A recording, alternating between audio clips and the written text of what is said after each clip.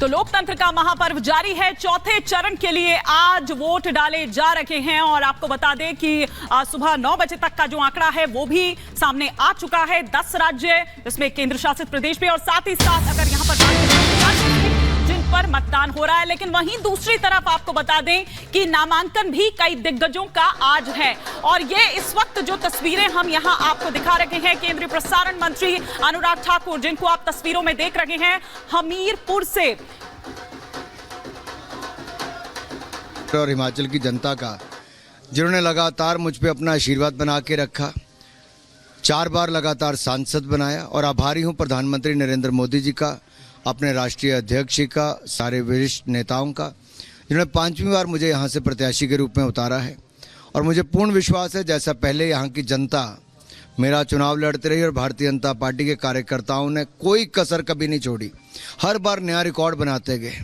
और मुझे विश्वास है इस बार भी वो मुझे भी जिताएंगे, हिमाचल की चारों लोकसभा सीटें जिताएंगे, और केंद्र में 400 पार करके फिर मोदी सरकार बनाएंगे। हिमाचल प्रदेश में एक तरफ जहां लोकसभा चुनाव होने हैं तो दूसरी तरफ बाईपोल्स भी होने हैं, उसको लेके क्या कहेंगे आप? हमें चौका भी लगाना है और छक्का भी लगाना है। 4 लोकसभा और 6 की 6 विधानसभा उपचुनाव जीतेंगे। कांग्रेस नकल बातें कर रही हैं, उनको लेकर के आप क्या बोलना चाहेंगे और वोटर से क्या अपील करेंगे? देखिए, कांग्रेस तो SC ST OBC का जिस तरह से कांग्रेस ने 5% आरक्षण छीन लिया है, अपने आप में दिखाता है कि कांग्रेस SC ST OBC का हक छीन रही है। जैसे उन्होंने बाबा साहब अंबेडकर को अपमानित, पीड़ित, प्रताड़ित और पॉलिटिक्स से बाहर किया, सदा उनको नीचा दिखाने का काम किया। दूसरी ओर मोदी जी हैं, जिन्होंने बाबा साहब अंबेडकर के संविधान पे माथा टेक के कहा कि मैं सबका साथ, सबका विकास करूंगा, गरीब का कल्याण करूंगा। आज 25 करोड़ गरीबों को गरीबी रेखा से बाहर निकाला। पंचतीर्थ बाबा साहब अंबेडकर के नाम से बनाए।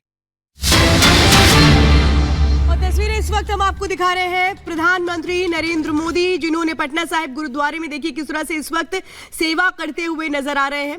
प्रधानमंत्री नरेंद्र मोदी ने कल पटना में रोड शो किया और रोड शो के जरिए बड़ा संदेश दिया। तो आज सेवा करके भी वो बता रहे हैं कि कहीं पे भी उनकी मौजूदगी हो, लेकिन जो कर्तव्य है उसको पूरा करते हुए कैसे चुनावों में आगे बढ़ना है। प्रचार से पहले जो तस्वीरें हैं ये देखने को मिल रही हैं पटना साहिब में इस वक्त, जो वहां पर लोग हैं, देखिए इस तरह से सेवा करते हुए, उनको इस वक्त भोजन परोसते हुए प्रधानमंत्री की ये तस्वीरें। और श्वेता, कहा जाता है ना कि हर तस्वीर कुछ कहती है, स्पेशली अगर हम राजनीति में यहाँ पर बात करें। और जैसा कि आपने कहा कि एक मैसेज देने की कोशिश कहीं ना कहीं इसके जरिए भी, तो वो जो सबका साथ, सबका विकास, सबका विश्वास की जो बात है वो उसको दर्शाती भी ये तस्वीरें जो इस वक्त प्रधानमंत्री की हम आपको दिखा रहे हैं पटना साहिब गुरुद्वारे से। और कल एक रोड शो किया था बेली रोड से लेकर गांधी मैदान जो है पटना का, वहां तक। और आज सुबह सुबह गुरुद्वारे पहुंच जाते हैं, वहां पर सेवा करते हैं। खुद आप देख पा रहे हैं वो प्रसाद जो है वो परोसते हुए, जो इस वक्त वहां पर तमाम लोग मौजूद हैं। और फिर उसके बाद जो यहाँ के कार्यक्रम है उनको करने के बाद आज तो काशी दौरा भी है। और ये तस्वीरें हम दिखा रहे हैं, देखिए ये आप पटना साहिब की तस्वीरें देख रहे हैं। गुरुद्वारे पहुंचकर सबसे पहले प्रधानमंत्री नरेंद्र मोदी ने अरदास लगाई और उसके बाद लंगर में वहां पर जो लोग हैं उनको देखिए किस तरह से इस वक्त भोजन परोसते हुए प्रधानमंत्री नरेंद्र मोदी लंगर। और वहां जो लोग हैं, आप समझिए एक बड़ा संदेश दिया जा रहा है कि आप प्रधानमंत्री के पद पर हैं, लेकिन जिस तरह से लोगों की बीच उनकी मौजूदगी है ये एक बड़ा संदेश देती है। उस सादगी की वो तस्वीरें दिखाती है कि कैसे महत्वपूर्ण ये तस्वीरें हैं। और साथ ही साथ एक बड़ा संदेश दे रही हैं हिमानी, बताते हुए कि अरदास के साथ साथ लंगर में बैठे हुए जो लोग थे उनके बीच भी सेवा करते हुए वो तस्वीरें देखने को मिल रही हैं, जो बता रही हैं कि प्रधानमंत्री जहां भी जाते हैं एक तस्वीरों के जरिए छाप छोड़ते हैं, दूसरा एक बड़ा संदेश भी देते हैं। और यही कारण है कि वो जो कनेक्ट है वो भी बना पाते हैं। तो ये तस्वीरें इस वक्त हम आपको दिखा रहे थे, लेकिन एक बार फिर से वापस हम चलते हैं कन्नौज। हमारे सहयोगी सुहेल इस वक्त हमारे साथ कुछ लोगों से बात कर रहे हैं, सुनते हैं क्या कुछ कह रहे हैं। बसपा ने, हाँ बसपा ने, ये बसपा ने इमरान जफर को उतारा है, ये आपको लग रहा है अखिलेश के वोट काटेंगे? ऐसा है, वोटर समझदार हो चुका है। इमरान जफर कल ही समझ गए, कल वोट पड़ने से पहले ही, कि उनका यहाँ दाल गलने वाली नहीं है। ये हमारे साथ मुस्लिम समाज के भाई खड़े हैं, ये भी कह रहे हैं, इनसे पूछिए। इमरान जफर को जानते हैं? हाँ जानते हैं। फिर उन्हें नहीं मतलब दे रहे इस टाइम पे, इस अखिलेश को देना चाह रहे वोट। अखिलेश क्यों? तो कहते हैं अखिलेश आते गुंडागर्दी शुरू हो जाती है। कोई गुंडागिरी नहीं होती है, हाँ? कुछ नहीं होती है, तो लोग झूठ बोल रहे हैं। वो झूठी है वह।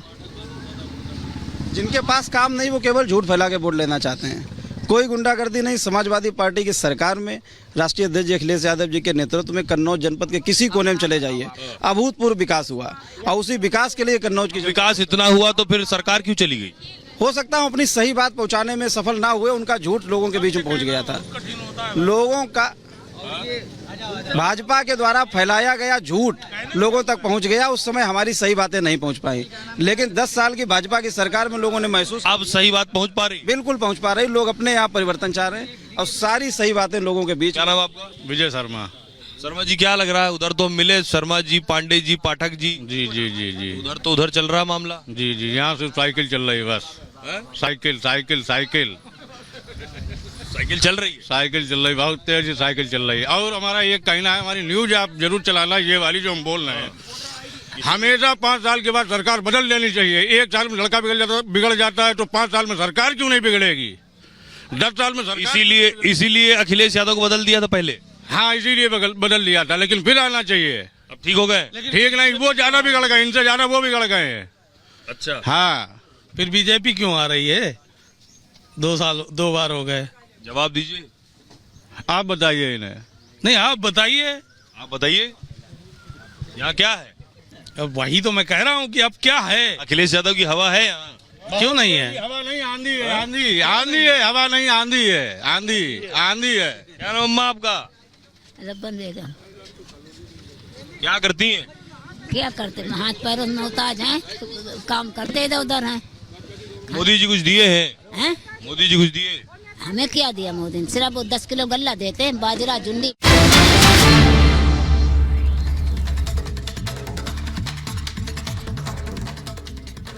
तो ये देखिए तस्वीरें इस वक्त हम दिखा रहे हैं पटना साहिब गुरुद्वारे में। जब प्रधानमंत्री पहुंचे उन्होंने सबसे पहले अरदास की और उसके बाद लंगर में सेवा की। वो तस्वीरें हम दिखा रहे हैं जब प्रधानमंत्री पहुंचे, अरदास की वो तस्वीरें इस वक्त हम दिखा रहे हैं आपको। प्रधानमंत्री नरेंद्र मोदी जो पटना साहिब गुरुद्वारे में आज एक तरह से प्रसाद बनाते हुए भी नजर आए हैं। देखिए अलग अलग तस्वीरें इस वक्त आप देख रहे हैं। सिख समुदाय के साथ प्रधानमंत्री नरेंद्र मोदी अरदास की उन्होंने, उसके बाद लंगर जो जहां तैयार हो रहा था वहां पे भी अपना सहयोग दिया। और ये तस्वीरें आप देख रहे हैं, जो लोग लंगर के लिए बैठे थे उनको प्रसाद परोसते हुए प्रधानमंत्री की ये तस्वीरें। अश्विनी मिश्रा जी और संजीव कौशिक जी से एक क्विक कमेंट ले लेते हैं। अश्विनी मिश्रा जी, पहली बार है जब कोई प्रधानमंत्री पटना साहिब गुरुद्वारे में इस तरह से पहुंचे हों।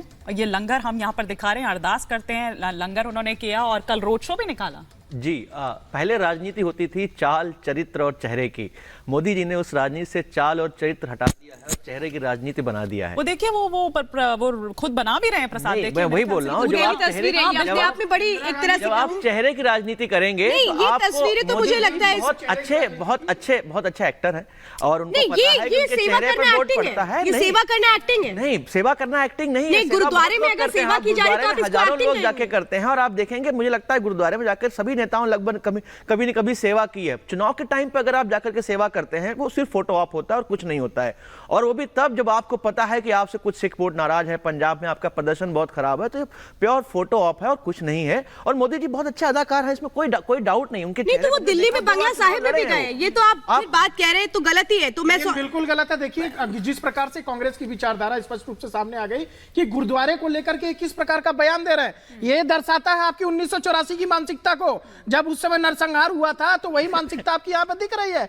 देखिए आप जिसको बच्चों से भी मिल रहे हैं, देखिए तस्वीरें और गुरुद्वारा जा रहा है उसमें आप राजनीति देख रहे हैं। नहीं, राजनीति आप राजनीति तरीके से दिखा रहे हैं उसको। चुनाव के दिन कोई गुरुद्वारा जाकर क्यों काम कर रहा है? चुनाव गुरुद्वारा तो 24/7 365 दिन चलता है ना, तब आप पहले क्यों नहीं गए? हमारे देश में चुनाव भी होते ही थे। अरे चुनाव के बीच में मोदी जी का ये बहुत अच्छा क्योंकि बहुत सारे लोग ऐसे हैं जो इस फोटो ऑप्ट के चक्कर में बहुत अच्छा एक प्रोडक्शन हाउस चलाते हैं। और होता क्या है कि जब चुनाव आता है तो वो आपको मंदिरों में दिख जाते हैं, आपको मस्जिदों में दिख जाते हैं, मठों में दिख जाते हैं, आप वो माला पहन के आप मंदिरों में घुस जाते हैं, वो भी एक फोटो ऑप्ट। और एक चीज और, ये जो 20 साल 30 साल से एक ही परिवार generation to generation Uttar Pradesh के सेम मड़ई सेम झुग्गी झोपड़ी में बैठ के मुझे लगता है गरीबी प्रीति हटाओ जी, का ये नारा तस्वीरें देते हुए देखिए। किसी गरीब महिला के घर पे जो भोजन करते हुए दिखता है एक परिवार, वो भी फोटो op प्रीति जी, ये सबसे बड़ा तस्वीरें मुझे example लगता है आज सबसे बड़ी जो तस्वीरें हैं वो हमें यही देखिए, हाथ में किस तरह से वो प्रसाद लेते हैं और उसके बाद सबको वहां पर बाकायदा परोसते नजर आ रहे हैं। संजीव जी, मैं कहूंगी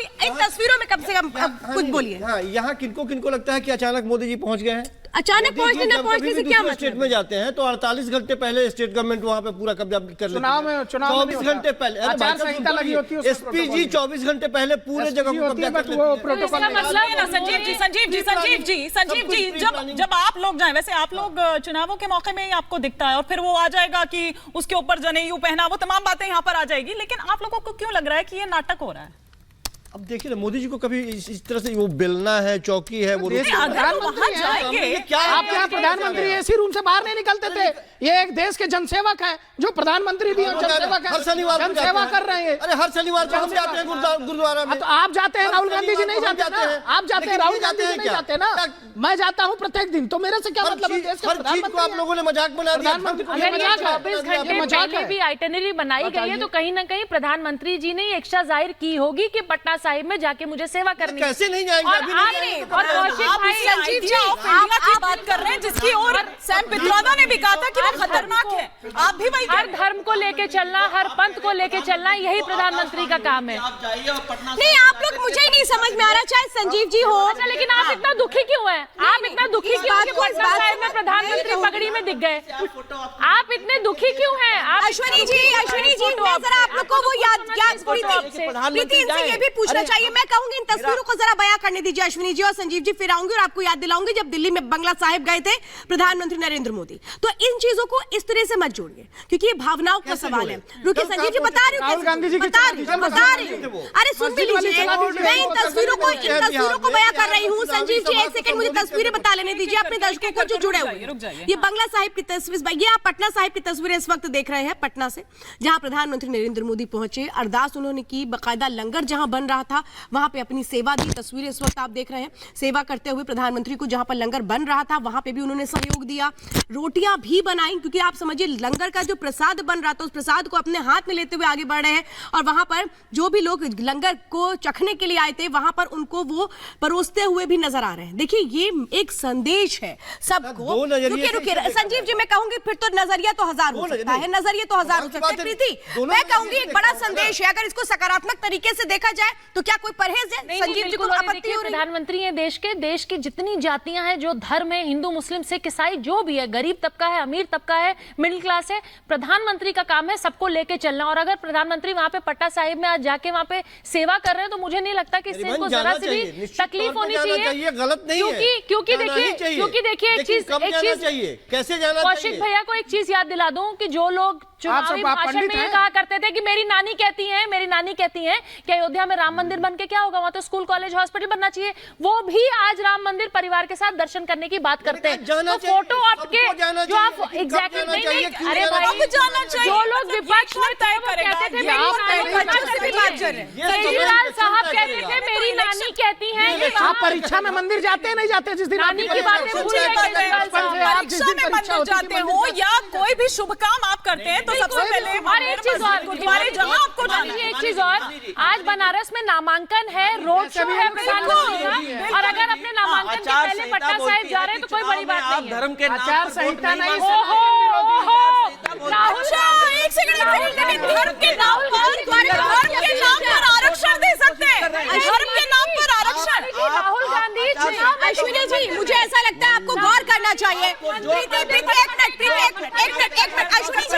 अश्विनी जी, आप जो बात कह रहे हैं धर्म के आधार पर वोट नहीं मांगना चाहिए, आचार संहिता के बिल्कुल सही बात। एक मिनट सौरभ, ये जो एक मिनट रुकिए सौरभ, जो प्रधानमंत्री इस वक्त सेवा कर रहे हैं तो क्या वो वोट मांग रहे हैं? अरे वोट मांग रहे हैं। और चुनाव के टाइम पर आप मंदिर जाते हो, अयोध्या में रैली करते हो, वोट अपील करते हो, और क्या वोट मांगना होता है? प्रोफेसर कपिल, आपको याद होगा सैम पित्रोदा ने क्या कहा था, आइडिया ऑफ इंडिया, ये बहुत खतरनाक है। नहीं, उन्होंने कहा था, और वो किस लिए? क्योंकि वो पीएम के मंदिर या गुरुद्वारे जाने को लेकर सवाल उठा रहे थे। वो कह रहे थे कि ये आइडिया ऑफ इंडिया है, ये बेहद खतरनाक है, ये खतरनाक है। और पीएम जो कर रहे हैं, नाटक कर रहे हैं, अभी थोड़ी देर पहले आपसे पहले यहाँ पर बात हो रही है। दो तीन चीजें हैं।